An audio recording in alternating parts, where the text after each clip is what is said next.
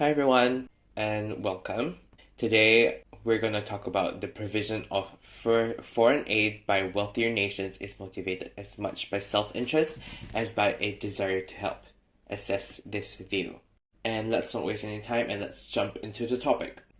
Foreign aid, despite its good intentions, does not always have the desired effect. Rather, it serves as a tool, coercing nations and producing results which frequently benefits the donor.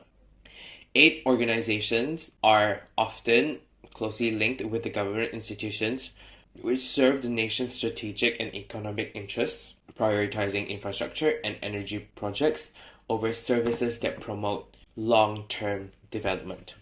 With the overall messiness of geopolitics and aid, the public has begged the question, does foreign aid actually work in the first place? Indeed, when looking back over its history, it appears that genuine developmental aid has not, in many cases, truly been implemented. In 1949, President Truman's inaugural address promoted his vision, stating, "More than half of the people of the world are living in conditions approaching misery. Their food is inadequate. They are victims of disease.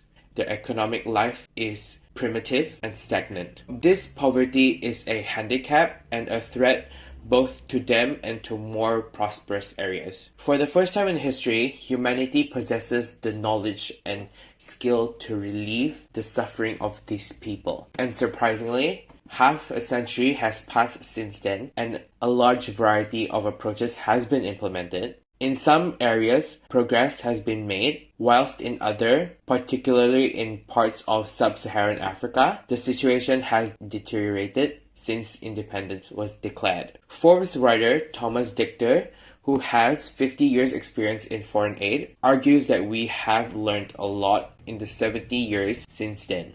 The sure-footed sense of what was possible in Truman's days has given to a recognition of how daunting promoting development can be. But looking at how foreign aid money is allocated today, it seems as if we've pretty much forgotten about the development. Little of our aid money is devoted to Truman's array of interventions. Sources vary wildly. According to USAID's fiscal year projected budget for 2019, most development will have been made in peace and security, almost 28%, while long-term development services such as education and social services, which comprises of 2.3%, and democracy, human rights, and governance, with the percentage of 5.06, will be neglected. Less than a quarter of the budget provides solid foundations for societal development, which is its initial purpose. Humanitarian assistance,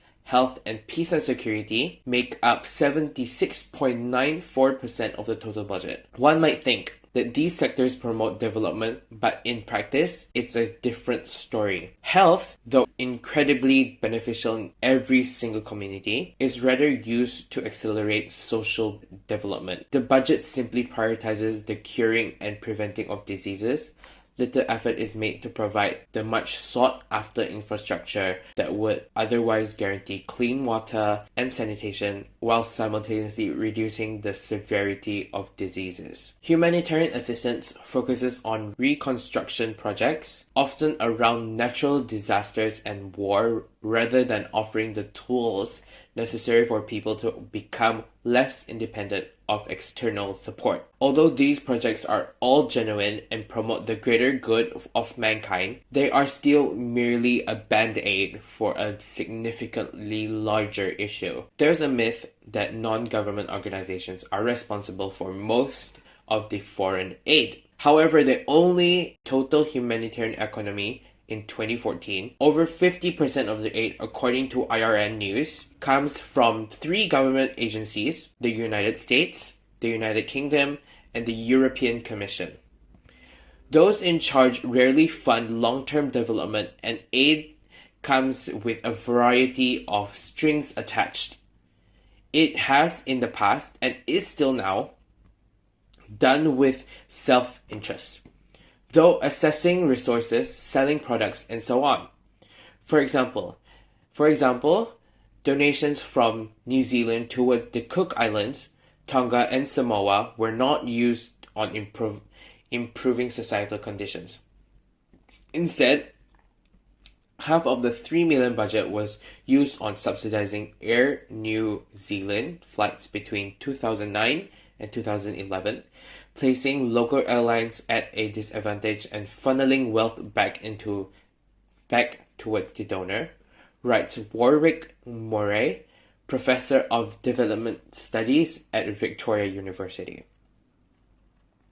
Tourism-dependent economies are at the mercy of their wealthier neighbors, and much of the Pacific prioritizes its tourism facilities while disregarding its own citizens. New Zealand's High Commissioner for the Cook Islands, Peter Marshall, has voiced increasing concerns of the dependency of small island nations on foreign aid. Nearly 70% of the GDP comes from tourism, and much is subsidized by the New Zealand government. The cost of aid is leading to other industries steadily declining. Marshall stated that New Zealand's aid is focused on economic development and supports critical infrastructure upgrades, the tourism sector, and the quality education and health service. Aid distorts local economies and hinders development, continuing to cause more harm than good. Foreign aid will not truly alter the status of its inhabitants, but maintain an unjust status quo from which donor states continue to benefit.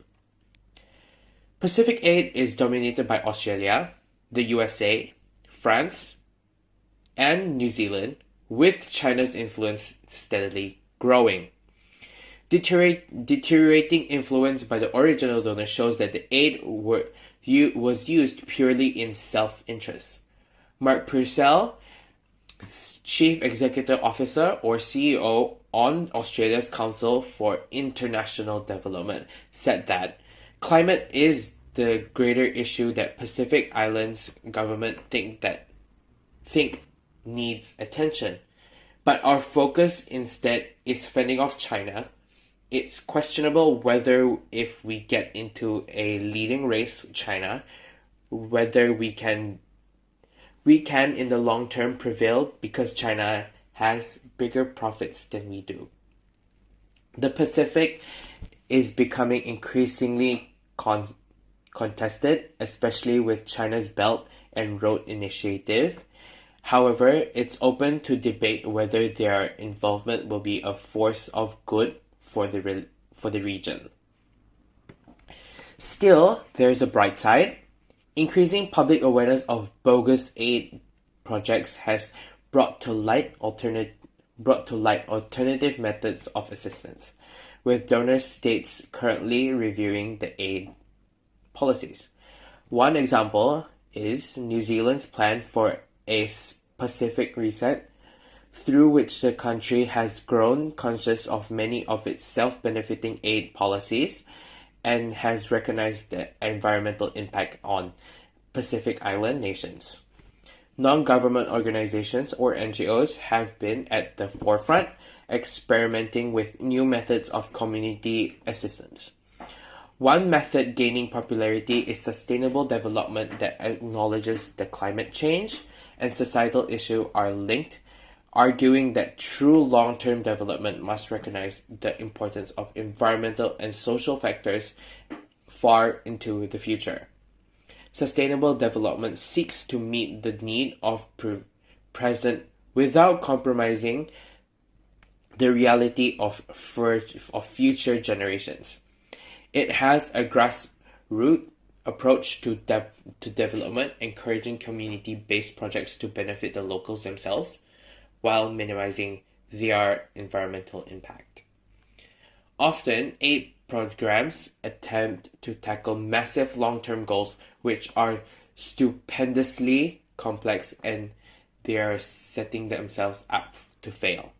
This is inefficient and often fails to add meaningful contributions to poor societies. New York University economics professor William Eastery, recognizing these issues, asserts that there is no such thing as an effective master plan to fix these problems. Such massive projects as the Millennium Development Goals cannot truly counter the sheer complexity of poverty. Easterly argues that poverty alleviation should be in the hands of those outside the community, shouldn't be in the hands of those outside the community, but rather the very families living within it. The people who know best are the poor people themselves, who deserve to be a part of the decision-making process. Aid projects must recognize the potential of local inhabitants. Encouraging them to pursue their own visions of development is far more likely to result in genuine societal improvement than allowing those with power to work within their own self-interest. For foreign assistance to truly have positive effects, we must empower the most vulnerable lives through quick projects which have long-lasting effects. Societal improvements takes time, and this is made by small increment steps, tackling small issues and one problem at a time. To reiterate what Dictor said, we know how truly daunting promoting development can be, and it seems that we're never truly implemented genuine aid. And that's our view, and I hope you enjoy. Thank you so much.